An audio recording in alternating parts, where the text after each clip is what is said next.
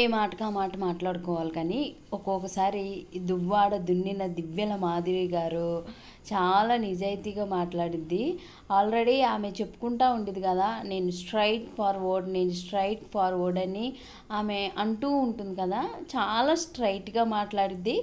ఆ స్ట్రైట్గా మాట్లాడటం ఇప్పటి రోజుల్లో అయితే అస్సలు పనికిరాదండి. ఎందుకంటే దొంగ దెబ్బ తీసే వాళ్ళని, దొంగగా కొట్టే వాళ్ళని ప్రజలు నమ్ముతున్నారు కానీ నిజాలు మాట్లాడే వాళ్ళని, స్ట్రైట్గా మాట్లాడే వాళ్ళు, నీతిగా బతికే వాళ్ళని సమాజం గుర్తించట్లేదు. అలానే సమాజం అసలు తీసుకోవట్లేదు కదా వాళ్ళని. సో ఇక్కడ వచ్చేది మన దివ్యల మాదిరి గారిలో కొద్దిగా మంచి అయితే ఉందండి. ఎందుకంటే ఆమె ఉన్నది ఉన్నట్లుగా చెప్తుంది. ఆ ఉన్నది ఉన్నట్లు చెప్తంలో కూడా ఒక 70-80% అయితే నిజాయితీగా అని అనిపిస్తుంది.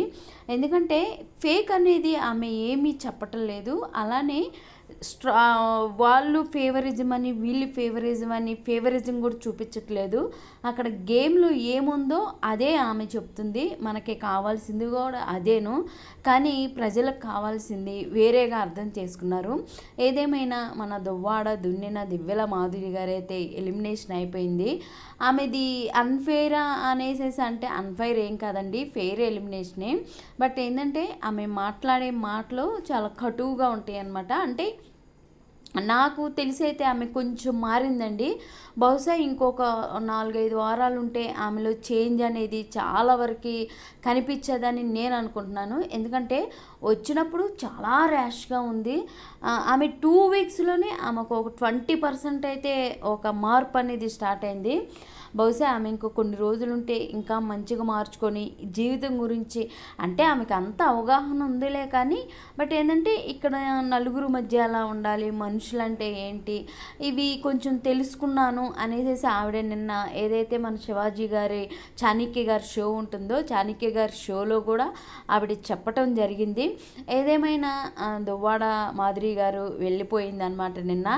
సో ఆమె మనకి మెయిన్ ఇక్కడ ఏంటంటే కంటెస్టెంట్స్ గురించి, భరణి గారి గురించి ఆమె మాట్లాడింది కదా, ఫేస్ టు ఫేస్ గట్టిగా మాట్లాడేసిందండి. అది 100-200% నిజం అనమాట మాధురి గారు మాట్లాడింది.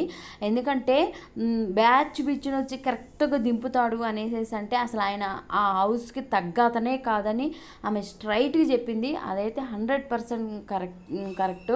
ఎందుకంటే అసలు భరణి గారు ఆటే ఆడలేదు. భరణి గారు వచ్చినప్పుడు ఒక 2 వీక్స్ మంచిగా ఆడారు. తర్వాత తనూజతో ఫాదర్ రిలేషన్ అని పెట్టుకున్నారు.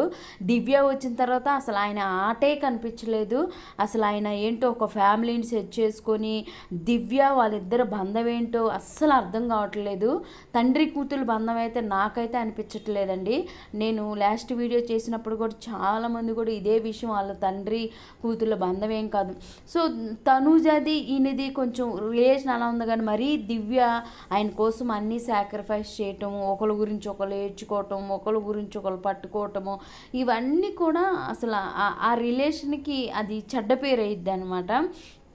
ఆ రిలేషన్కి ఏం పెట్టాలో ప్రజలందరికీ తెలుసు, ఆల్రెడీ పెట్టేశారు. బట్ అవన్నీ మనకు అనవసరం కాబట్టి సో ఇక్కడ భరణి గారిని కరెక్ట్గా అన్నీ మాట్లాడింది. అందుకే మాధురి గారు కొద్దిగా నచ్చారు. ఎందుకంటే ఆయన ఫేక్ గేమ్, టోటల్ ఫేక్ అని చెప్పింది. నిజంగానే భరణి గారు ఆట ఆడలేదు. మరి సెకండ్ టైం అసలు బిగ్ బాస్ ఎందుకు పిలిచాడో తెలియట్లేదు, ఆయన అసలు ఎందుకు ఉన్నాడో తెలియట్లేదు. అస్తమాన దివ్యనే ఏంటో ఆవిడ, ఆయన వయసు ఏంటి, ఈవిడ వయసు ఏంటి, ఈయన ఆవిడికి ఫాదర్ అంటం ఏంటి, ఈయన కోసం ఆమె అన్ని సాక్రిఫైస్ చేయటం ఏంటి, ఫుడ్ ఇవ్వటం ఏంటి, ఏంటో గలీజ్గా ఉందన్నమాట. మాధురి గారు అన్నది మాత్రం కరెక్ట్గా వరస్ట్ అంటే భరణి గారు అనే చెప్పవచ్చు. ఆయన ఏజ్కి తగ్గట్లుగా అస్సలు చేయట్లేదు అక్కడ. మళ్ళీ ఎందుకు వచ్చారో కూడా తెలియట్లేదు. బట్ ఆయన ఆపర్చునిటీలు మొత్తం వదులుకుంటున్నాడు.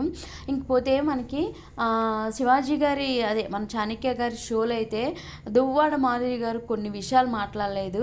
ఆమె మరీ ఓవర్గా మాట్లాడింది అనమాట. చాలా యాటిట్యూడ్ అండి, 100-200% యాటిట్యూడ్లో ఆమె మాట్లాడింది చాణక్య గారి దగ్గర.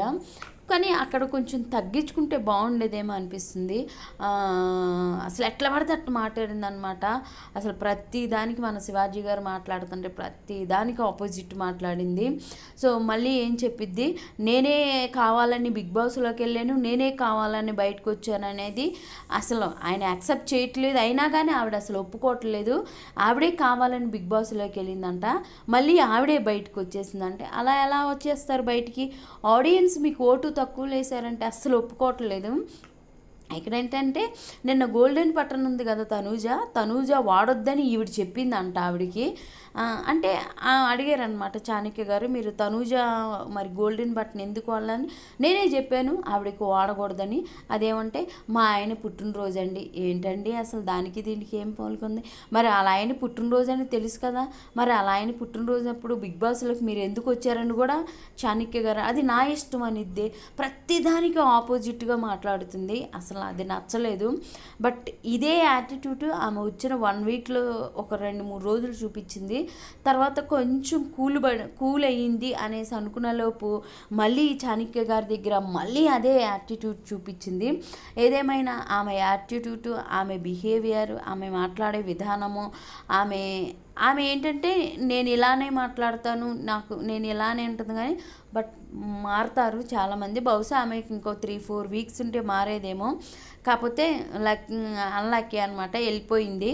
బట్ కొంచెమన్నా తెలుసుకున్నారా అని శివాజీ గారు అన్నప్పుడు ఓకే ఎలా ఉండాలి అనేది నేను కొంచెం నేర్చుకున్నాను అంది. నాగార్జున సార్ దగ్గర కూడా ఆవిడ ఒకానొక సందర్భంలో నేను ఇప్పుడిప్పుడే తెలుసుకుంటున్నాను సార్ అని కూడా అందనమాట.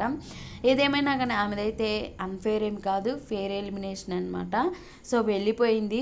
చక్కగా వెళ్ళిపోయి ఆవిడ అలా అయినా పుట్టినరోజు అయితే జరుపుకునేది. ఏంటో పుట్టినరోజు జరుపుకోవటానికి వెళ్ళటం ఏంటో రావటం ఏంటో, ఇలాంటి వాళ్ళకి అసలు బిగ్ బాస్ ఎందుకు ఆపర్చునిటీ ఇచ్చాడు? ఎంతమంది బిగ్ బాస్ కోసం వెయిట్ చేస్తున్నారనండి. అలాంటి వాళ్ళకి ఛాన్స్ ఇవ్వచ్చు కదా బిగ్ బాస్.